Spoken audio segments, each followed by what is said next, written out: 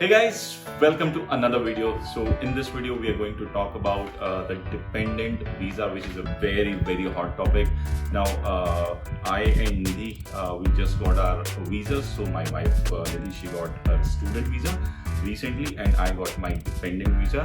And since we're a part of a lot of WhatsApp groups or Facebook groups, so we get a lot of questions regarding various aspects of a dependent visa, whether or not to apply together, or what are the financials that you need to show, or what are the various charges that you need to pay in order to apply for a dependent visa. So in this video we are going to talk about those aspects, so stay tuned. So first of all, let's talk about the overall process. So it is fairly simple. You don't need to do much. Whatever efforts that you need to put in, it is primarily for the student that is applying for the visa.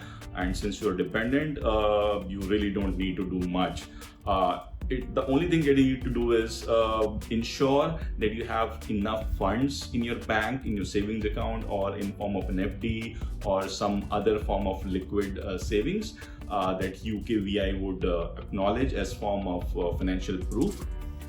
Then you also need to make sure that you go through your TB test, and that is it. Those are the two prerequisites, and of course you have to show the relationship proof. While the main applicant is filling out their application form, simultaneously you also need to fill out your particulars, your details, and the application would get processed for both of you simultaneously. Usually and typically the results come out at the same time as the student's visa.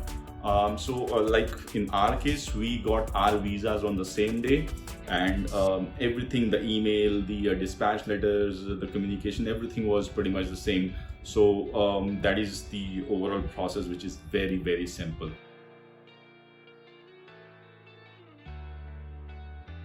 Okay, let's start with some basic queries related to dependent visa. So a very common query is whether or not dependents and student can apply both at the same time.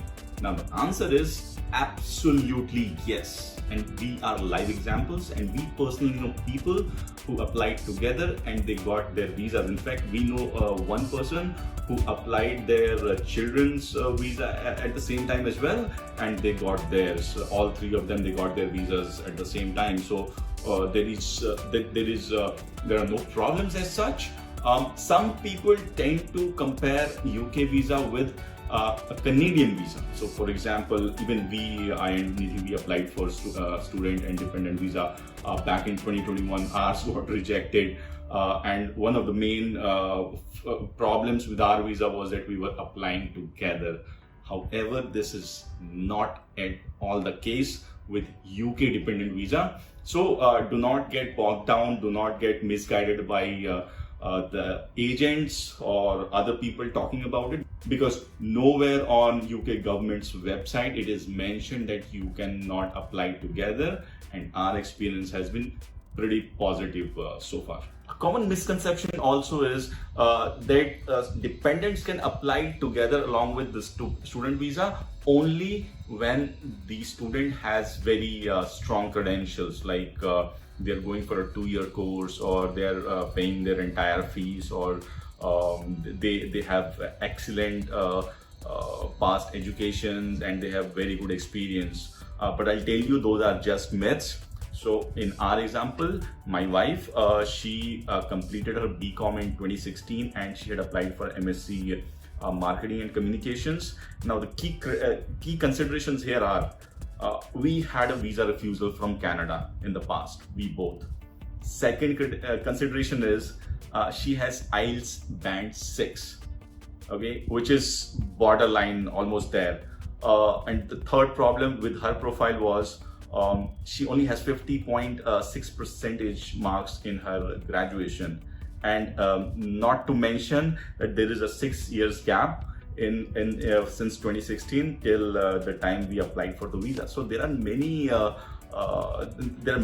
aspects where someone would think that we actually lag behind and we should not be applying the visa together. However, that is not the case. So you can, of course, go ahead and apply together along with the student.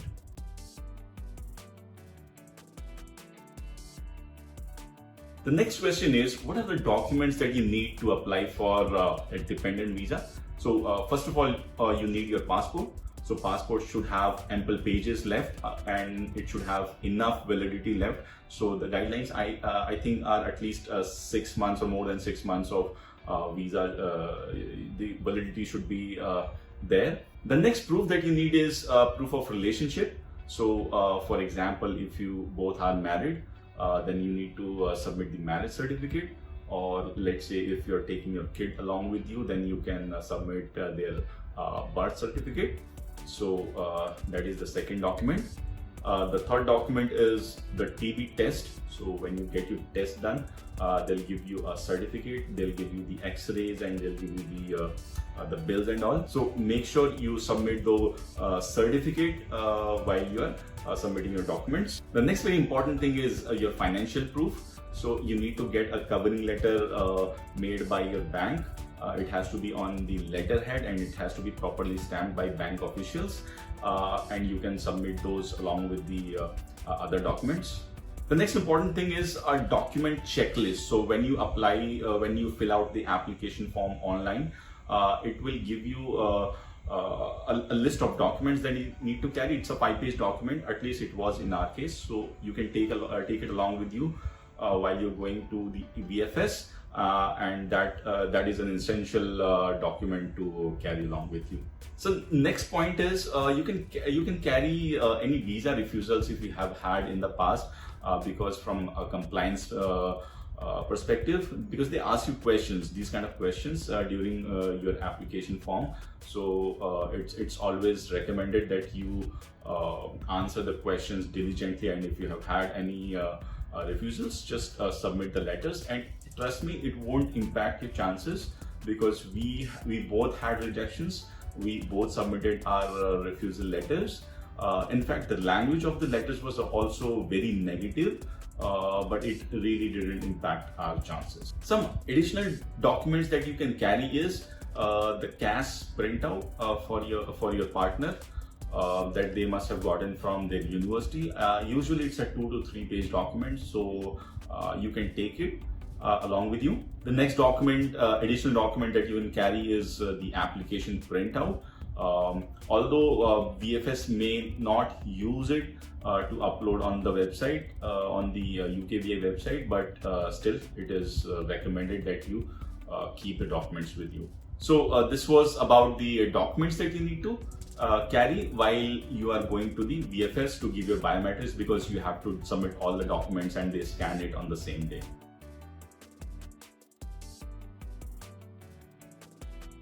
Okay, the next very common question is how much money that you need to show in terms of the living cost. So it varies actually. If you are above 18 years or below 18 years, the amount would vary. Plus, if you're living in London or outside London, again the amount will vary. So let me show you on the screen how the calculations would happen. As you can see here, I am on gov.uk. This is the official website. Now, if you scroll down under your partner and children, this is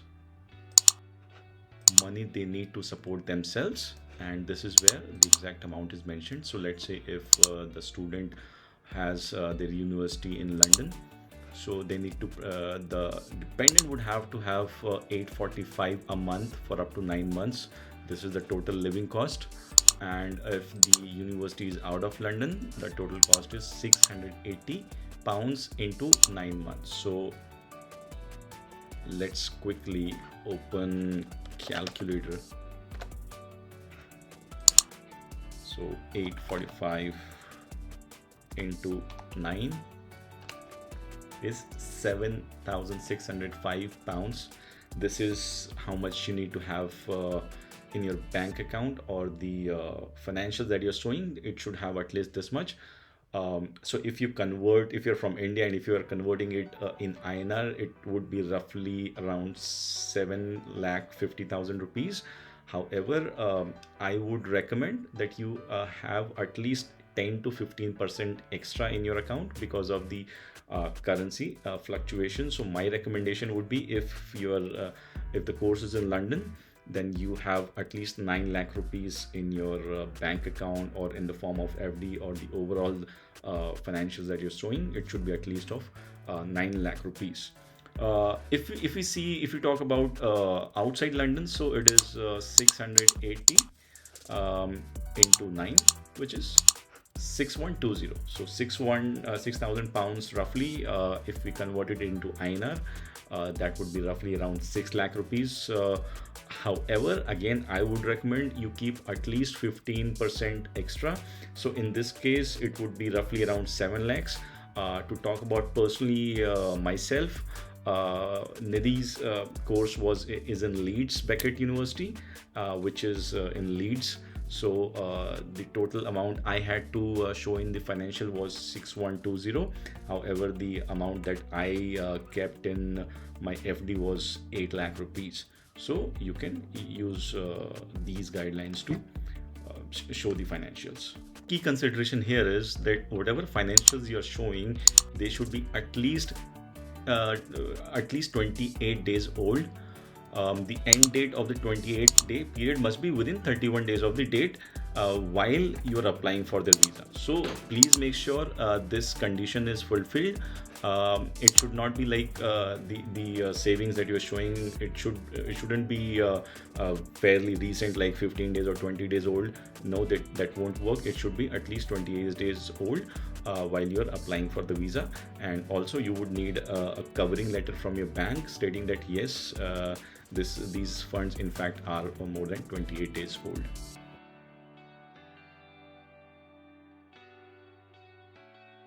The next very common question which is very often asked is, what are the various fees that you need to pay in order to apply as a dependent? So broadly, there are 4 different fees that you need to pay. So as you can see here, there are 4 different types of fees that you may have to pay.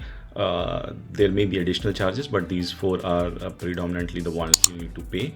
So the first one is the IHS charges. So if you come here, this is the website, and I'll be sharing these links in the description box.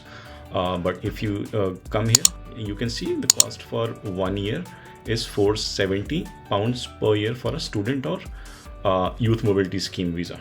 Okay, this is only £470 per year for visa and immigration applicants who are under the age of 18, and £624 per year for all other visa and immigration applications, right? So how would the calculations work? So if you scroll down, let's say if the course is for 6 months or less. So in this case, this is how the calculation would happen. Let's say the course is for more than 1 year, but it is less than 18 months. So the total cost would be 1.5 times. And if the course is for 2 years, the course would be for the IHS would be twice the amount. So for example, in our case, Nidhi's course was of 13 months, right? So in fact, it was 1 year and 11 days. So for that 11 days extra, the total costing would go to 1.5 times. So let's say for 1 year it is 470. So if we do it for 1.5 times, 470 into 1.5 is equal to 705.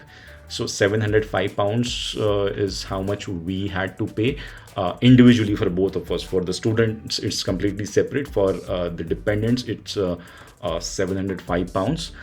Roughly amounts to 70,000 rupees in Indian National Rupee INR conversion. So accordingly, it depends on how long your course is, whether it's for 3 years, 1 year, or 2 years, 5 years. So the calculation would happen, and you can use this link to get the updated or the most recent costing directly from the government website. Talking about the visa fees, this is the URL that you can use to calculate your visa fees, because it depends on country to country. So let's do a calculation for India. I type in India. Next, the category would be study. Next, this would be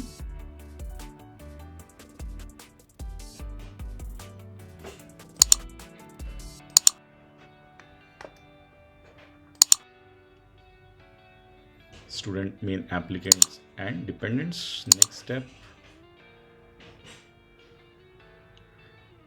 Okay, so here you can see the total costing is mentioned as 35,719 rupees. In pounds, it would be roughly around 350 pounds, but it would again vary from country to country. Talking about your TB test, so this again is government.gov.uk website, and so the costing would differ from location to location, right? There are many approved test clinics across India, and every clinic would have different costing. Now on this website, the costing is not mentioned for every location, but for some centers, like this one here in Chennai, the costing is 2200, which is roughly what 22 pounds hardly. And if I scroll down to, let's say, Kerala, for Kerala it is mentioned as rupees 2000, again 20 pounds hardly. I personally got my TB test done from Lucknow because we didn't get any slots in New Delhi. New Delhi, there was a huge rush. The appointment that we were getting was like 1.5 months after. So yes, but if you scroll down for New Delhi, the TB screening test is 2650 at Max Med Center. So this would give you a fair idea of how much it would cost you for your TB test. Moving on to additional services at VFS Global, and let me tell you, this is essential. And why it is essential, let me quickly show you.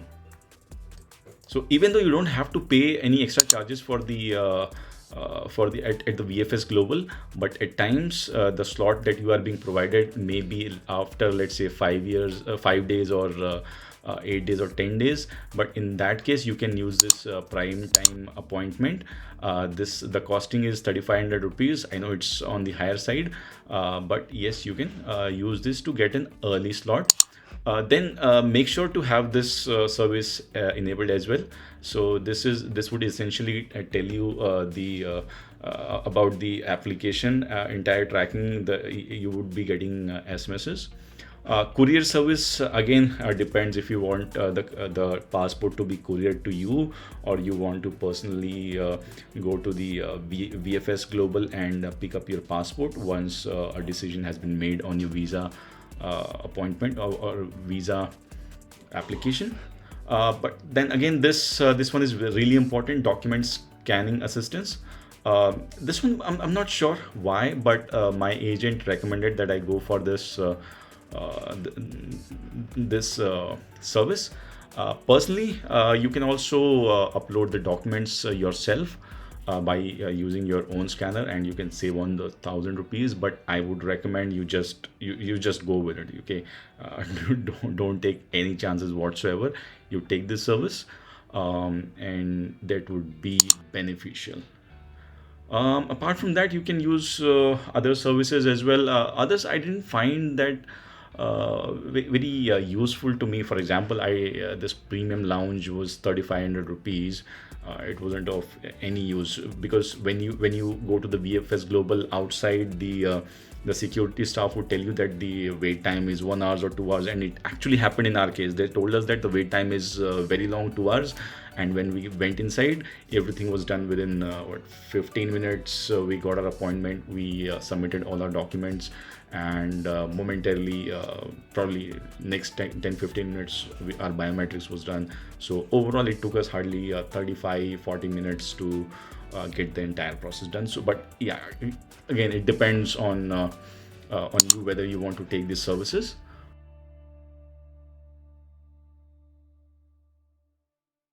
The next very commonly asked question is whether there won't be any interviews for the dependent, and the answer is no, because even during our research, we never came across any interviews or any videos where the dependents were interviewed. Plus, it is nowhere mentioned on the UK government's website as well. So yes, there won't be any interviews for dependents. So this is it, guys.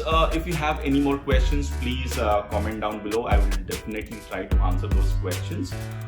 And please keep in mind that for any authentic documentation or any authentic information, always refer to UK's government's website. Do not rely on my video or anyone else's videos, because these informations are very dynamic in nature. They may change overnight. So always refer to those websites. And yeah, so stay tuned for more such videos. And thank you for watching. Please subscribe, comment, share, and give your love. Thanks again. Bye bye.